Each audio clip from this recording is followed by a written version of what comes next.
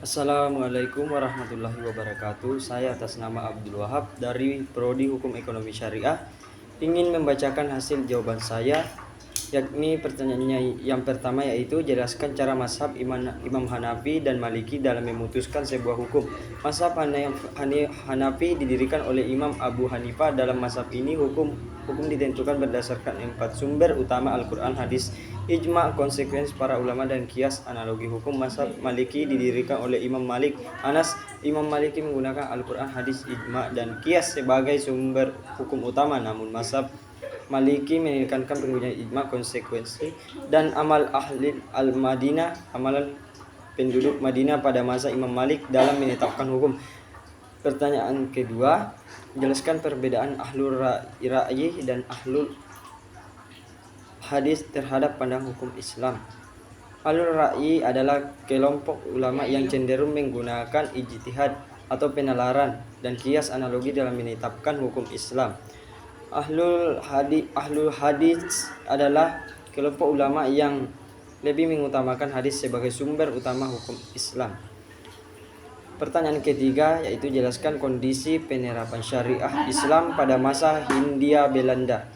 Pada masa Hindia Belanda, penerapan syariah Islam mengalami penindasan dan pembatasan karena kebijakan kolonial Belanda yang lebih condong kepada hukum kolonial mereka.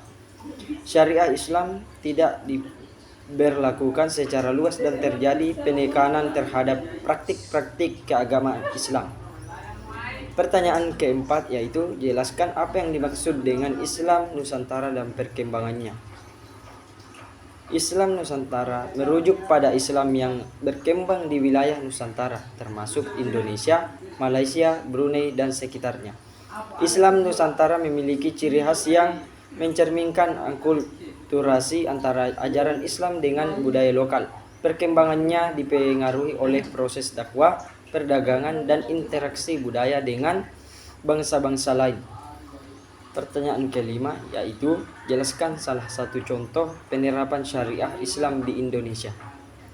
Salah satu contoh penerapan syariah Islam di Indonesia adalah penerapan hukum jinayat di Aceh. Provinsi Aceh memiliki otonomi khusus dalam menerapkan syariah Islam, dan hukum jinayat digunakan untuk menangani pelanggaran syariah seperti minuman keras, perjudian, dan pelanggaran moral lainnya. Demikian, terima kasih. Assalamualaikum warahmatullahi wabarakatuh.